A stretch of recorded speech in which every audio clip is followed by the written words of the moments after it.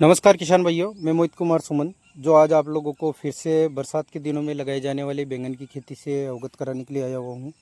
जैसा कि किसान भाइयों आप लोग देख रहे होंगे, ये किसान ने लगभग 1 एकड़ भूमि के अंदर बैंगन की खेती लगाई हुई है। तो किसान भाइयों हम बात करते हैं, ये बैंगन की खेती जो किसान ने लगाई हुई है लगभग आज ये 45 दिन प्लस की हो चुकी है। कंडीशन की इसकी बात करते हैं तो इसकी कंडीशन जो है अभी तक सुव्यवस्थित प्रोसेज में है। बट कुछ कुछ जगह पे इसके अंदर जो है कुछ समस्याएं देखने को मिल रही है। उन समस्याओं से भी आपको अवगत कराऊंगा और बैंगन की फसल के अंदर अधिक उत्पादन कैसे बढ़ा सकते हैं हम। तो सबसे पहले मुख्यतः बात आती है कि बेसिकली हमारे यहाँ किसान लोग जो है कोई भी फसल हो उसको यूरिया डीएपी से अच्छा प्रोडक्शन लेने की कोशिश करते हैं। जबकि किसान भाइयों हमें पता होना चाहिए कि पिछले कई वर्षों से हम यूरिया डीएपी का प्रोसेज करते हुए आ रहे हैं। अगर हम एक छोटा सा टेस्टिंग अगर हम अपनी सोइल का करवाते हैं, जो प्लॉट है अपना खेत है फील्ड है उसका अगर हम एक छोटा सा सैंपल भी अगर हम कराते हैं तो हमें पता चलेगा कि हमारे खेत की जो गुणवत्ता है वो ख़राब है या सही है। हमारी जो खेत की मिट्टी है वो उपजाऊ है या नहीं है। अगर उपजाऊ है तो इसमें कौन कौन से पोषक तत्व जो माइक्रोन्यूट्रिएंट न्यूट्रिशन जो इसके अंदर 16 मुख्य पोषक तत्व जो उपस्थित होना चाहिए वो उपस्थित है या नहीं है। तो इन सब चीज़ों की जानकारी हमें उस टेस्टिंग के माध्यम से मिल जाएगी। सबसे मुख्य बात ये एक ऐसी टेस्टिंग होती है जो जिसको हम सोइल टेस्टिंग के नाम से जाना जाता है। और इस टेस्टिंग को कराने के बाद बेसिकली आप लोगों को एक इस मैटर के साथ साथ में एक एग्जांपल उदाहरण देना चाहूँगा।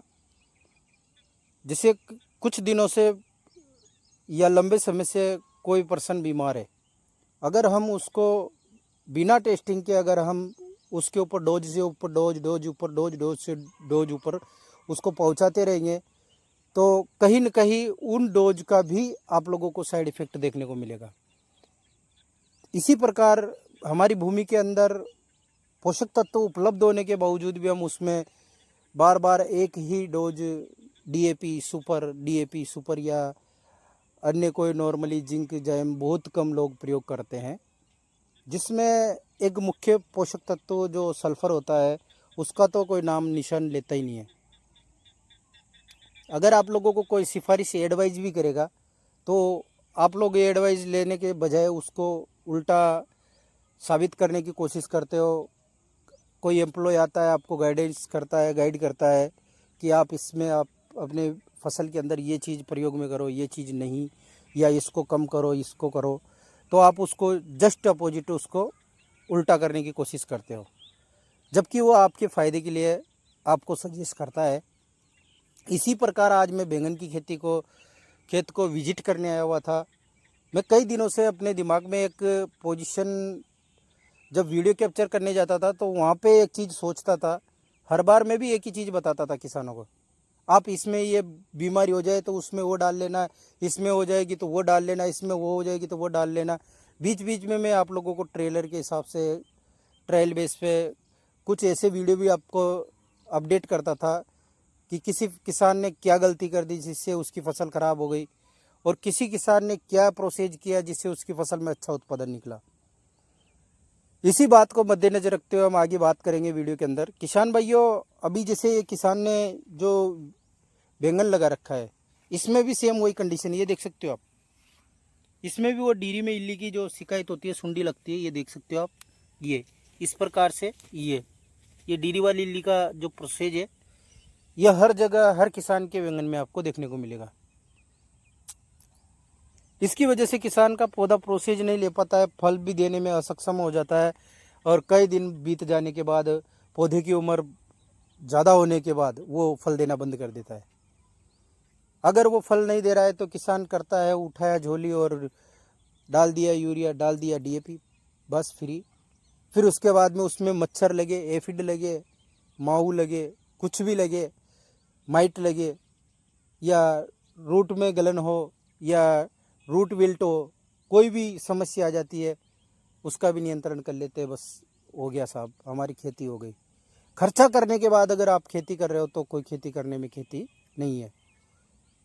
सब्जी वर्गीय फसलों के अंदर लोग आए दिन कई प्रकार के प्रोसेज अलग अलग टेक्निकल का प्रोसेज यूज में करते हैं, और वो टेक्निकल का जो यूज होता है वो कहीं न कहीं जाके हम लोगों को ही नुकसान पे पहुंचाता है।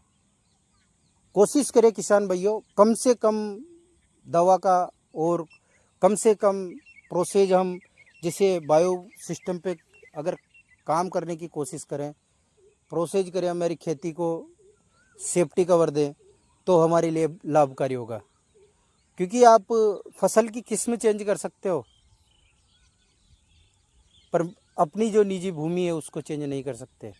आप दूसरे की भूमि में जाकर लगा तो सकते हो, वहाँ पे इतना आप पोषण नहीं पहुँचा पाओगे जितना आपको अपने निजी खेत में पहुँचाना होगा। बाकी आप लोगों को बताना चाहूँगा, आप अपने खेत को तैयार करते समय आप इसमें कार्बनिक खाद का प्रयोग करें, गोबर की खाद का प्रयोग करें, उसको भी ट्रीटेड करके करें, उसमें बायो फंगीसाइड मिला ले आप, ट्राइकोडर्मा। जो हमारे कृषक मित्र होते हैं केंचुए, उनको भी हमें बचाए रखने में सेफ्टी कवर होगी। पर उसकी जगह पे हम क्या प्रयोग करते हैं, यूरिया और डीएपी ज़्यादा करेंगे। अगर सुंडी का प्रभाव देखने को मिल रहा है तो सॉइल एप्लीकेशन में हैवी कीटनाशक का प्रयोग कर लेंगे। जो हमारे लाभकारी सूक्ष्म जीव है वो तो नष्ट हो जाते हैं, और जो हम मटेरियल पहुंचाते हैं वो बस जितना टाइम वो प्रेजेंटेशन रहता है उतना टाइम अपने को लाभ मिल जाता है, फिर बाकी वो की वही वापस वो का वही खर्चा। तो जितना आप उत्पादन नहीं ले पाते हम लोग, जितना उससे ज़्यादा तो उसमें खर्चा कर लेते हैं। फिर ये चीज़ आसानी से बोल देते हैं हमारे इस साल तो इतना अच्छा प्रोडक्शन निकला है, ये निकला है, वो निकला है। ये नहीं देखते कि हमें बाद में अब हमारी भूमि जो है कृषि योग्य नहीं रही है। तो इन चीज़ों को मद्देनज़र रखते हुए हमें एक चीज़ करना है किसान भाइयों, कि खेती को अच्छा प्रोसेस देने के लिए हमें बायोगैस से या कार्बनिक खाद का प्रयोग करें, कम जहरीली दवाओं का प्रयोग करके भी हम अपनी खेती को सक्षम बना सकते हैं। केवल हमें उसका तरीका चेंज करना है। बुआई का तरीका होना चाहिए, उसको किस प्रकार से हमें देख रेख में रखना चाहिए। अगर इस प्रकार की जैसे सुंडी की प्रभाव देखने को मिल रहा है तो उसका समय से पहले हम उसका नियंत्रण कर ले नॉर्मल डोज से, तो हमें उस चीज़ का सामना नहीं करना पड़ेगा। जैसे कि आप लोगों को दिखाना चाहूँगा, ये देख सकते हो आप, ये एक ही आकार के दो समान पौधे हैं, ये बोना आकार ले चुके हैं, ये देख सकते हो आप। इनको फल नहीं लगेगा किसान भाइयों, इनको फल नहीं लगने के कारण बहुत सारे हैं। अगर हम इसको निकाल के देखेंगे तो इसके अंदर विभिन्न प्रकार की समस्याएं देखने को मिलेगी। बाकी आप लोगों को बताना चाहूँगा, ये देख सकते हो आप, इस प्रकार से इस पे ब्लाइट का प्रभाव देखने को मिल रहा है। अभी ये स्वस्थ है, इस पे नहीं है, जबकि इस पे है। तो इस प्रकार की कंडीशन इसमें कई जगह यूँ मान के चलो 10% मात्रा इस प्लॉट के अंदर है, पूरे 1 एकड़ के अंदर। तो ये कहीं न कहीं किसान के लिए हानि है, नुकसान का प्रोसेस है।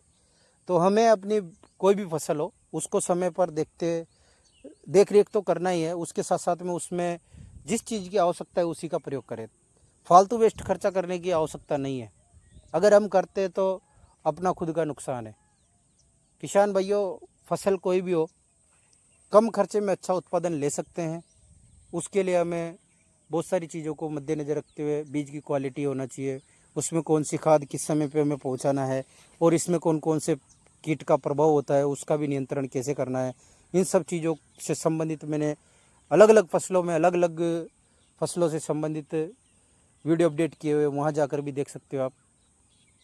वहाँ में आपको केमिकल वाला एडवाइस मिलेगा, पर आपको बायो प्रोसेज का भी आपको मैंने प्रोसेज दिया हुआ है, तो वहाँ जाकर आप इस चीज़ की जानकारी भी स्पष्ट रूप से देख सकते हो। आशा करता हूँ आप लोगों को मेरे द्वारा इस वीडियो के अंदर बताई हुई जानकारी आप लोगों को पसंद आई होगी। कई किसान भाइयों को ऐसा भी लग रहा होगा कि ये तो एक ऐसा प्रोसेज है जिसको हम कर भी नहीं सकते और कर भी सकते हैं, पर ये फैक्ट है। इस चीज़ को हमें बचाना है, तो हमारी फसल को बचाने से पहले हम अपनी भूमि को बचा कर रखेंगे तो हमारी फसल का उत्पादन ऑटोमेटिक ही बढ़ता हुआ चला जाएगा। तो धन्यवाद किसान भाइयों, आगे मिलते हैं अगले वीडियो में। जय जवान जय किसान।